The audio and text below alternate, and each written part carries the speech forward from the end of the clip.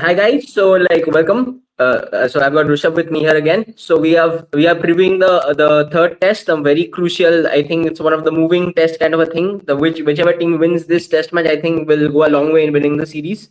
So it's one of those very crucial test matches, and India has things to consider. Have a lot of questions. Australia looking good after the last win, but we saw the things reverse in the Perth test as well, so we never know what happens. So let's get right into it. So the big thing is that it's a red ball test, so that should be more comfortable to India first of all, and and Gabba will be similar to Adelaide, but with longer square boundaries, I feel. And sometimes in the recent past, we have seen Gabba can also be a good batting track. So we have to see how the pitch actually turns up, like how the conditions are for both sides. And I think winning the toss, you generally want to bat first in Gabba, but depending on the overhead conditions as well. So there are lots of things which the teams need to consider. And so Rishabh, so coming to you, so what are you looking forward to India to change in this test match? The team composition, what will your team composition be more or less? So the first definite change I'm doing is I am getting in Akashdeep in place of Harshit Rana or Prasidh Krishna in place of Harshit Rana. So I'm getting a much more experienced bowler. Now, depending on the wicket, if it's a flat track which has got a lot of bounce, I will get in somebody like a Prasidh Krishna who gets that extra bounce. If it is a wicket which has a lot more lateral movement, I'll get an Akashdeep. So that's one definite change. I'm not really comfortable taking Ashwin out and getting Washington Sundar back in on the back of this test, the pink ball test, because Ashwin did hardly get a chance to bowl. But if they are uncertain about their batting, I could foresee that change happening again. There are a lot of talks about Rohit Sharma going back at the opening position, KL Rahul shifting down at number 5, 6. I personally don't feel that should happen. KL Rahul should get a longer run at the top of the order, but that's something which a lot of people are discussing. So in terms of team changing, the definite one is Harshit Rana moving out and some other fast bowler replacing him. Rest all completely depends upon the kind of wicket and the conditions there. Yeah. So even I feel I feel that Washington Sundar should be given all the test matches, to be honest, because he's someone you're grooming for the future. I mean, yeah, Ashwin bowled well. I'm not counting out Ashwin's performance. Obviously, he bowled well in the limited chance he got. But I think looking at Washington Sundar, his capabilities with the bat also and everything, I think India should invest in him, especially all. I think he should play all the test matches in this series. So let's see how the team management decides. And apart from that, I agree with you regarding the opening composition. Like KL Rahul and Jaiswal should be given another opportunity. Definitely, you just can't keep shifting KL Rahul after every test match based on one or two failures. I mean, that's too harsh on the man. So and anyway, regarding the bowling, yeah, there are talks maybe Prasidh Krishna can play, and also I'm hearing some reports very silent reports, but saying that Bumrah might be a bit stiff or something. He's not maybe 100%. So that might be a huge blow for India. He has to be I just hope the other bowlers step up. You can't expect Bumrah to bowl long spells in a 5-match test series all the time and be the only threat. So yeah, so it will be a test for the Indian support bowlers. So let's see how it goes. And so now coming to Rohit Sharma, do you see this test match as a make or break kind of innings for him? I know we have spoken about this. He should be given a 5 all the test matches at least in this series, we feel. But how much is the pressure on him? So what should he just play freely, or should you think he should be very technically defensive? And what's your thoughts basically on Rohit Sharma as a batter? The pressure will obviously be there at that level. Every match you play, the pressure is there. But for somebody who's leading Team India for the last 3-4 years, who's played cricket at the international level for almost a decade or so, I think he knows how to handle that pressure. I'm sure he knows what needs to be done to get out of that bad patch or whatever you may want to call it. So I think we just need to give Rohit Sharma some time. I mean, at least with what we are hearing, the team management has no plans with going ahead without Rohit Sharma or something. So he's got the backing of the team. I think it's just that he needs to spend some time out there in the middle and just stick to what he's doing. I mean, at that level, in a series like Border Gavaskar, you can't do a lot of changes to your techniques and all of that.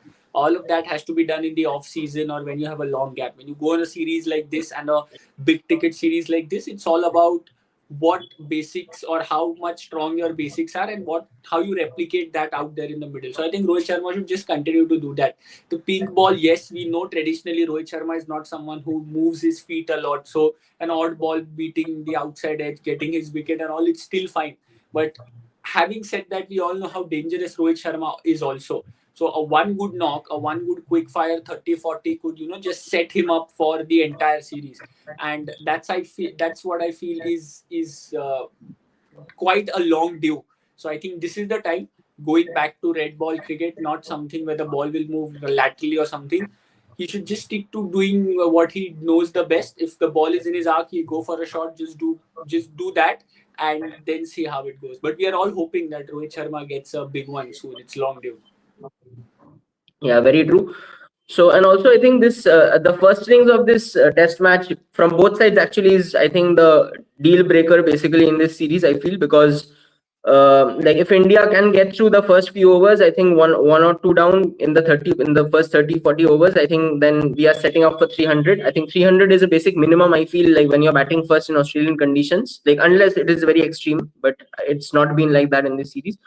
So I think both India and Australia are very similar in the side that when they're ahead in the game, they are very good at like crushing the opposition down. I think that's something like both teams can like look forward to. And apart from that, so like coming to the Australian side for a bit before we wrap up. So I think Josh Hazelwood is fit to come back into the side as per reports. And so if you were, say, the Australian selectors, would you just swap back Hazelwood right in place of Boland, or would you like continue to give him more rest? And maybe Boland has done a decent job. So what's your pick on that? Yeah, exactly. Not thinking about Hazelwood, but thinking about Boland, I would like to continue with him. He's always been like that filler. That when someone is injured, he comes in. He does a fantastic job and chances what he's got. But then because the other player is fit, he has to make way for him, which I feel is quite unfair to a bowler like Scott Boland. The way he bowled here in the second innings, the way he got Jaiswal, and I think he is the one who got Kohli to nick behind as well. So Right. that's fantastic bowling, right? And when a bowler bowls like that, he needs that confidence to bowl consistently, and because of that, I feel that Scott Boland should get a game. Being an Indian, I'm a bit afraid. I mean, I'm more happy with facing Hazelwood than Scott Boland as an Indian fan. But I would like to go for Boland to get an extended run for sure. Yeah, fair enough. I mean, it's very unfair on the man. So, and anyways, so like I feel Australia might play Hazelwood, like going by the reports and stuff, but let's see how it goes basically. So, also very excited for this test match, and like for Indian viewers, like again, like this is the actual test of the cricket fans waking up at, I think, 5:50 is the match timing. So yeah, so that's something to look forward to as well. So, and so overall, any last thoughts on this test match? Who do you think, like what's your, basically, maybe if I can ask you a prediction? So what's your take on this test match? Who do you think is gonna leading the series? See, if you go by momentum, Australia is definitely +1. But India, the way they played on this specific ground, there are a lot of happy memories of the previous series where we won the series here at this ground. The fortress was breached. So, if you take all the positive thoughts, you definitely feel that India is in with a chance.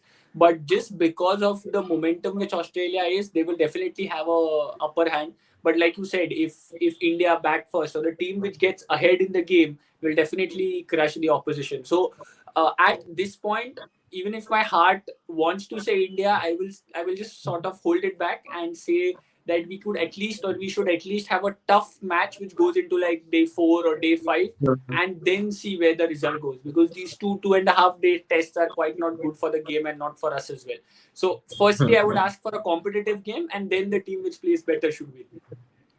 Yeah, absolutely. I mean, we have seen enough of 2.5 day tests. Let's see at least one 5-day test match. I think this is I think Gabba can be trusted for that. I mean, it's pretty much a pretty true bounce wicket all through. Like we hardly see any extreme conditions here. So depends. Let's see how it goes.